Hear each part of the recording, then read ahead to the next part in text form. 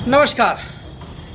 बाबा की सरकार में एनकाउंटर अभी चालू है। जी हाँ दोस्तों, उत्तर प्रदेश में भाजपा सरकार है और सरकार में बाबा मुख्यमंत्री हैं। बाबा जब से मुख्यमंत्री बने हैं अपराधियों को चुन चुन करके मारा जा रहा है। चाहे अपराधी कितना भी खूंखार हो, उसे पकड़ने के लिए, मारने के लिए, उसको अपराधों की सजा देने के लिए बाबा तनिक भी ढिलाई बरत नहीं रहे हैं।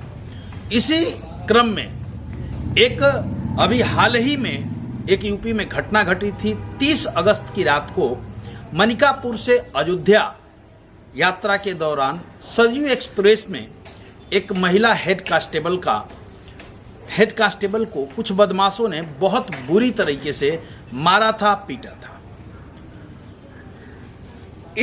जब सुबह अयोध्या में महिला कांस्टेबल का जब सूचना मिली कि एक महिला कांस्टेबल सीट के नीचे पड़ी हुई है घायल अवस्था में, तो लोग तुरंत उसे हॉस्पिटल पहुंचाए और जहां उसकी हालत काफ़ी गंभीर बताई गई, फिर तुरंत उसे यूपी के KGMU अस्पताल में दाखिल कराया गया, भर्ती कराया गया, जहां उसका इलाज शुरू हुआ। उस महिला कांस्टेबल का नाम सुमित्रा पटेल है। सुमित्रा पटेल जो पूरी जानकारी निकल के सामने आ रही है, सुमित्रा पटेल उस रात सीट के ऊपर बर्थ पे सोई हुई थी।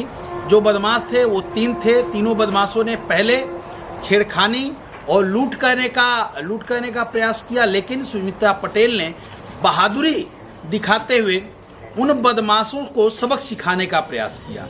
सबक सिखाने का प्रयास के दौरान वो तीनों बदमाश 3 थे और तीनों बदमाशों ने मिलकर के सुमित्रा पटेल को बहुत मारा। ट्रेन की खिड़की से इनके सर को लड़ाया गया, बुरी तरीके से मारा गया। मारने के बाद इन्होंने ये बीच में जब अयोध्या के आसपास ट्रेन धीमी हुई तो ये तीनों अपराधी उतर के भाग गए। जब ये पुलिस को पता चला तो सुमित्रा पटेल को हॉस्पिटल ले जाया गया। सुमित्रा पटेल बोलने की अवस्था में नहीं थी। ये इसलिए पुलिस के लिए यह घटनाक्रम काफ़ी जटिल था, क्योंकि न तो अपराधियों का हुलिया पता था, न ही अपराधी कितनी संख्या में थे ये पता था, और न ही अपराधी कौन थे इसके बारे में भी पता नहीं था।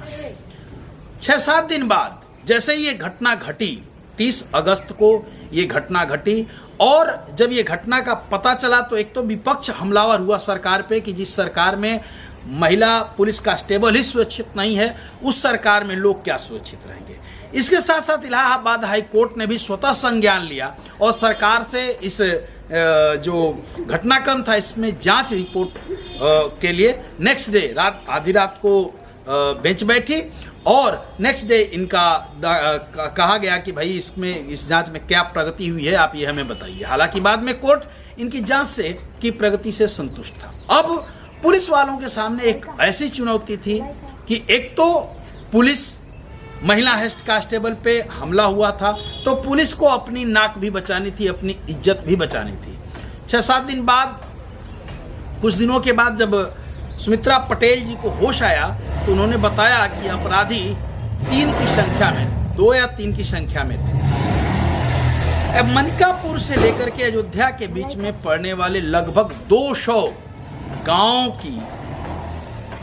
गांव पे नजर, गांव की हर 200 गांव के हर एक्टिविटी पे पुलिस ने नजर रखना शुरू किया। इसके दौरान मनिकापुर से अयोध्या तक जितने भी CCTV थे, स्टेशनों के आसपास प्लेटफॉर्म पे जितने भी CCTV फुटेज थे, पुलिस ने वो खंगालने शुरू किए। इसके साथ साथ उस दिन उस जगह पे जितने मोबाइल एक्टिव थे सबकी लोकेशन धीरे धीरे ट्रेस की जाने लगी। करते करते पुलिस को एक सूचना मिली कि जो अपराधी, साथ में पुलिस ने अपने जो खबरी होते हैं इनको भी लगा दिया। पुलिस को खबर मिली कि इस अपराध में 3 लोग थे। एक का नाम अनीस खान था, दूसरे का नाम आजाद खान था, और तीसरा जो है बिशंभर दयाल दुबे। ये 3 लोग थे, तीनों ने इस घटना को अंजाम दिया था। पुलिस को जब कल रात में पता चला, जब पुलिस को ये पता चला तो पहले पुलिस ने कल रात इनको घेर लिया। जब घेर करके आत्मसमर्पण के लिए कहा तो इन्होंने फायर किया। फायरिंग करने के दौरान एक जो मुख्य आरोपी था अनीस खान, वो वहां से भाग गया, जबकि 2 लोगों को गोली लगी। और 2 लोगों को गोली लगी तो पुलिस ने उनको वहीं गिरफ्तार कर लिया और फिर हॉस्पिटल में ले गई उनकी जांच कर उनकी ट्रीटमेंट के लिए। जबकि तीसरा आरोपी, मुख्य आरोपी, वहां से तो फरार हो गया, लेकिन अगले गांव में उसे जब पुलिस को सूचना मिली कि अगले गांव में है तो पुलिस ने उसे घेर लिया। यूपी पुलिस और एसटीएफ दोनों मिलके इस जो है ऑपरेशन को कर रहे थे और घेर करके जब अनीस से कहा गया कि तुम आत्मसमर्पण कर दो, पुलिस चारों तरफ घेर लिए, लेकिन अनीस ने नहीं माना और फायर जोड़ा। इस फायरिंग के दौरान पुलिस के जो आजाद खान फायर कर रहा था उसमें पुलिस के थाना प्रभारी रतन शर्मा जी और 2 सिपाही भी घायल हो गए। एक हाथ में गोली लगी है जिनका ट्रीटमेंट चल रहा है। इस मुठभेड़ में आजाद खान को गोली लगी और जब गोली लगी तो पुलिसकर्मियों ने इसको अस्पताल ले गए, आजाद खान को पकड़ा और अस्पताल ले गए घायलावस्था में, जहां अस्पताल ने मृत घोषित कर दिया।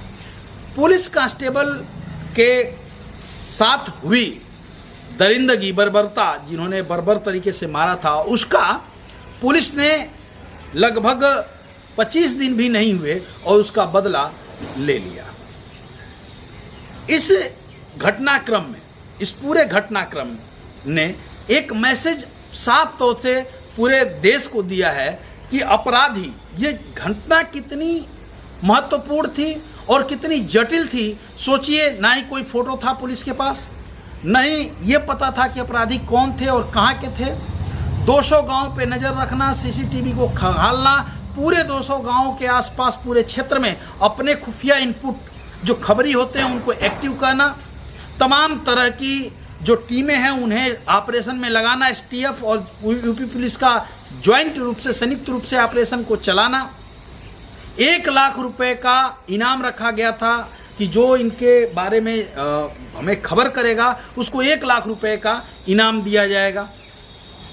इतना इनाम होने के बाद 20-25 दिनों में पुलिस ने 30 तारीख को एक घटना घटित होती है और आज 22 तारीख, यानी 21 दिनों में पुलिस ने अपराधियों का काम तमाम कर दिया। 2 अपराधी विशंभर दयाल दुबे और आजाद खान आज सलाखों के पीछे हैं। तो वहीं अनीस खान को यूपी पुलिस ने, अपराधी जो अनीस खान था उसको यूपी पुलिस ने हमेशा के लिए ऊपर भेज दिया है। उत्तर प्रदेश में रहने वाले बदमाशों के लिए यूपी पुलिस का साफ संदेश है कि या तो अपराध छोड़ दो या उत्तर प्रदेश को छोड़ दो, नहीं तो बाबा की सत्ता जब तक रहेगी तब तक एनकाउंटर चालू रहेगा, और जब तक एनकाउंटर चालू रहेगा तो कोई भी अपराधी, चाहे वो बड़ा हो चाहे छोटा हो, अपराध करके बचेगा नहीं। उसके किए की सजा on the spot UP police देगी और यूपी पुलिस का इसको साबित किया है कि हम करने में सक्षम हैं। बस हमें जो अधिकार थे, जो हमारे कर्तव्य थे, हम उसको पूरा पहले भी कर रहे थे, थोड़ा दब के कर रहे थे। अब तो खुलेआम जब से ये आदेश मिला है कि अपराधी कोई रहने न पाए, तो अपराधी हैं तो प्रदेश छोड़ दीजिए, नहीं तो अपराध छोड़ दीजिए। जय हिंद, जय।